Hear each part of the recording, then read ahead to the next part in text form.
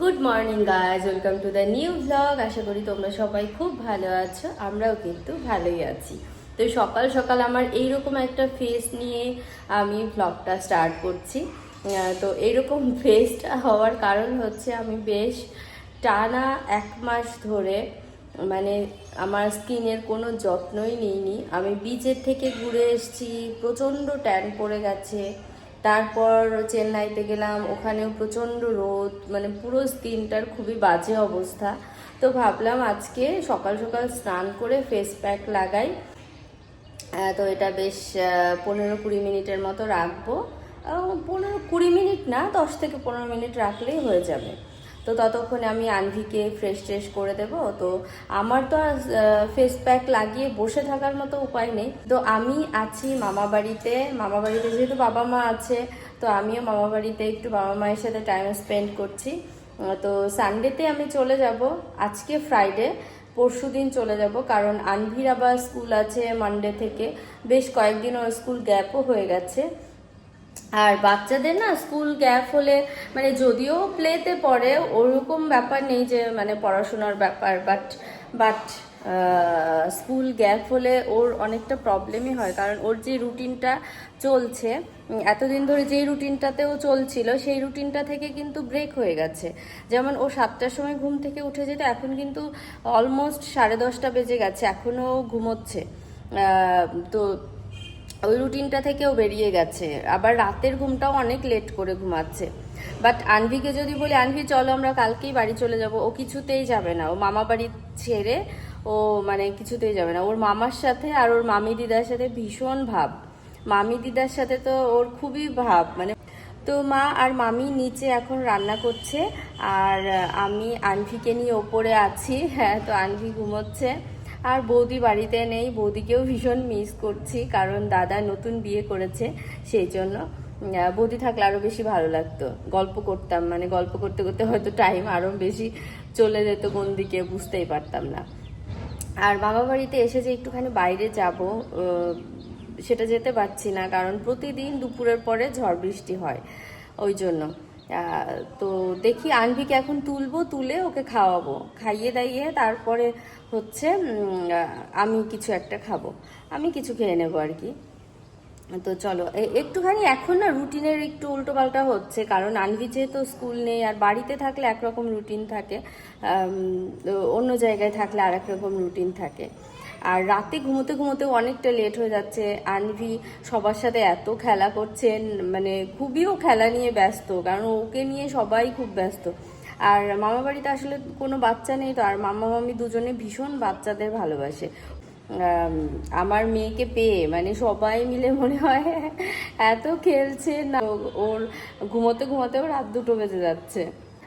Next উইকে আবার Anvir school আছে, স্কুল করার পরে আবার সামার ভ্যাকেশন স্টার্ট হবে, তখন হয়তো বা আর কয়েকদিন থাকতে পারি এসে। কাছেই তো আমাদের বাড়ি থেকে 1 ঘন্টার ডিস্টেন্স আর কি গাড়িতে। তো যখন তখন চাইলেই আসতে পারি, যখন তখন চাইলেই যেতে পারি। তো হ্যাঁ, এই যে আমার মহারানী ঘুমোচ্ছে। মহারানী এখন রাত 2টোর সময় কালকে গান গাইছে, আমার ঘুমে পুরো চোখ ভেঙে যাচ্ছে। আমি বলছি কী ব্যাপার, গান কোথায় হয়, দেখি ও আমার পাশে শুয়ে শুয়ে গান গাইছে। মানে ওকে কিছুতেই ঘুম পাড়াতে পারি না কালকে, মানে রুটিন পুরো ঘেটে গেছে একেবারে। ওর রুটিন আবার আমাকে ঠিক করতে হবে, সব কিছু ঠিক করতে হবে। যাই হোক, এতটা প্রেশার আসলে আমি নিচ্ছি না এখন, কারণ ও জাস্ট 2 বছর 8 মাসের একটা বেবি, প্লে স্কুলে পড়ে, মানে প্লেতে পড়ে। তো এখনই আমি এতটা প্রেশার নিচ্ছি না। এখন যদি একটুখানি আনন্দ না করে মামা বাড়িতে এসে, তো পরে যখন ও মেইন স্কুলে পড়বে তখন তো আরও চাইলেও আর বেড়াতে পারবে না এসে, কারণ তখন ওর এত পড়াশোনার চাপ হয়ে যাবে, তখন আর চাইলেও এসে ঘুরতে পারবে না। মানে সামার ভ্যাকেশন বলো, উইন্টার ভ্যাকেশন বলো, যাই বলো না কেন, যেখানেই যাবো ওকে বই খাতা ক্যারি করে নিয়ে যেতে হবে। বা হয়তো সেই সামার ভ্যাকেশনে গেলেও কয়েকদিনের জন্যই হবে, মানে মেইন স্কুলে অ্যাডমিশন হওয়ার পরে আর ওর সুযোগ নেই এত রিল্যাক্সে টাইম কাটানোর। ওই জন্য ভাবছি এই প্রি স্কুলে যতদিন আর কি, এই প্লেতে যতদিন থাকে ততদিন একটুখানি ঘুরি ফিরি, বা ওকেও একটুখানি আনন্দ পাক, ও একটু ঘুরে ফিরে বেড়াক। আর মামা বাড়িতে তো সবসময় আসতেও পারে না, আমরা এই 1 বছর পরে এলাম। গত বছর মেতে এসছিলাম, আর এই যে মেতে এলাম। Good morning baby, good morning baby, good morning, good morning, good morning. এখন কিন্তু উঠতে হবে, আর লেট করা যাবে না, অনেক বেজে গেছে, এখন খাবার খেতে হবে। সকালবেলা ঘুম থেকে উঠেই 6টার সময় মাম্মাম দুধুন খাবো, তারপরে আবার সেই জল গরম ছিল না, সব জল গরম টরম করে এই কথা যখন বললাম ওই দেখো ঘুরে হাসছে। 6টার সময় তুই মাম্মাম দুধুন, মাম্মাম দুধুন খাবো, তারপরে আবার দেখি আমার রাত্রেবেলা এত রাত হয়ে গেছিলো, আমার জল গরম করার কথা ভুলেই গেছিলাম। পরে যদিও আমি পাশেই কেটলি রেখেছি, পরে 2 মিনিটে জল গরম করে ওর দুধ রেডি করে তারপরে খাওয়ালাম। ওই দেখো হাসছে, হাসছে বুলি একটা। চলো ব্রাশ করতে হবে, ব্রাশ করতে হবে, চলো চলো চলো। ওই দেখো মামা উঠে গেছে ঘুম থেকে, মামা আর তুমি দুজনে সব থেকে লেট। আর ওর মামা বাড়িতে এসে ভীষণ আনন্দ, মামা ওকে চকলেট দিচ্ছে, ওকে ওই মানে এটা ওটা দিচ্ছে, দাদু ওর জন্য গ্রেপস নিয়ে এসছে, চিপস নিয়ে এসছে, মানে ও যেগুলো পছন্দ করে সেগুলো সব পাচ্ছে, ও ভীষণ হ্যাপি। আর বাড়িতে তো আমি ওকে চকলেটটা দেওয়া বন্ধ করে দিয়েছি বেশ অনেক দিন ধরে, মামা এখানে প্রতিদিন ওকে চকলেট এনে দেয়, ও তো ভীষণ হ্যাপি তার জন্য।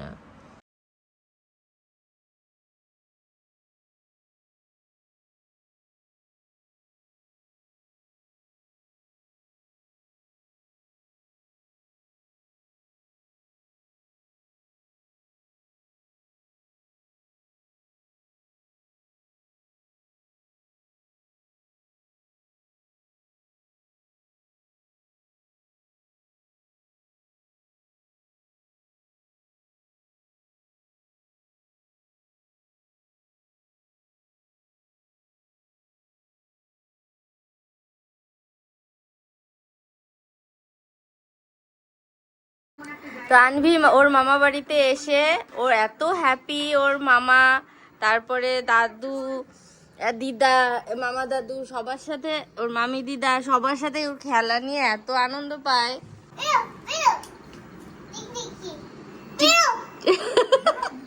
মামি বলেছে টিকটিকি আছে, একটা টিকটিকি দেখেছে, এবার মামি বলেছে টিকটিকি লুকিয়ে গেছে, এবার ও তাই জন্য মামির সাথে সাথে এরকম করছে, টিকটিকি বেরো।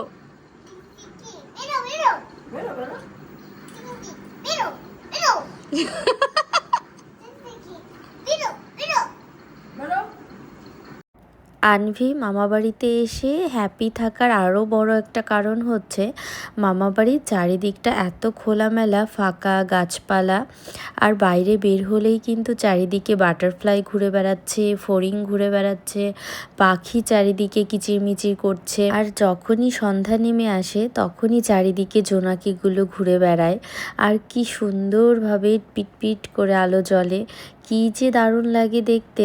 ছোটোবেলার কথা মনে পড়ে যায়, ছোটোবেলায়ও সেমভাবে আমি না জোনাকি তাড়াতাম, শুধু জোনাকি দেখতাম।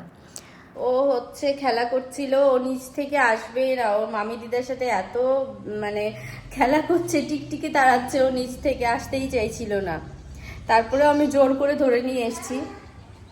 তো এখন দুপুরবেলা মানে আমরা লাঞ্চ করে নিয়েছি, লাঞ্চ করে টোরে এখন হচ্ছে ঘুম পাড়াবো। মাম্মাম তুমি কেন মেডিসিন বের করে নিয়ে এসেছো? তো এখন হচ্ছে 3:30 4টে বাজে, এখন ঘুম পাড়াবো ওকে, আমিও একটুখানি শুবো।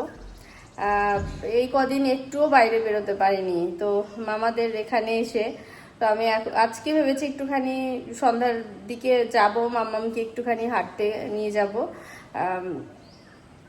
দেখি আজকে যদি ওয়েদারটা ভালো থাকে তো ভালো।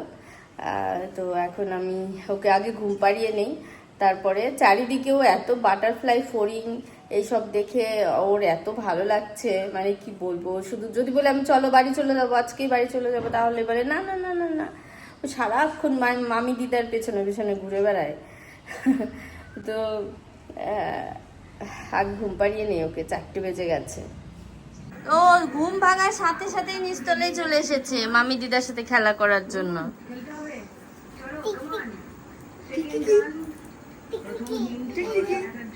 টিকটিকি হ্যাঁ, কোথায় টিকটিকি? আরে একটা ছিল বলে আজকে দুজন ঘুমাচ্ছিলি। চলো আমরা বাইরে যাব, বাইরে ঘুরতে যাব। দিদার গয়না পরে ঘুরে বেড়াচ্ছে, দিদার গয়না পরে ঘুরে বেড়াচ্ছে। চান করুক। তো গাইজ এখন বাজে রাত 12:30। তো আনভিকে ফ্রেশ করে দিয়েছি, ও ঘুমিয়ে পড়েছে। ও নিজে নিজেই ঘুমিয়ে পড়েছে আমি বেডে আসতে না আসতেই। তো ওকে ফ্রেশ করে ক্রিম ট্রিম লাগিয়ে মেডিসিন খাইয়ে দিয়েছি, তো ও ঘুমিয়ে পড়েছে। আর আমার হচ্ছে প্রতাপ বাড়িতে না থাকলে না আমার এই রাতের বেলাটা খুব প্রবলেম হয়ে যায়। মানে ও রাতের বেলাটা অ্যাটলিস্ট আমাকে ভীষণ হেল্প করে। যেমন ও অফিস থেকে আসার পরে যে মাম্মামকে মেডিসিন খাওয়ানো, তো ওই মেডিসিনগুলো সব কাপে ঢেলে ঢেলে মেপে মেপে দেয়।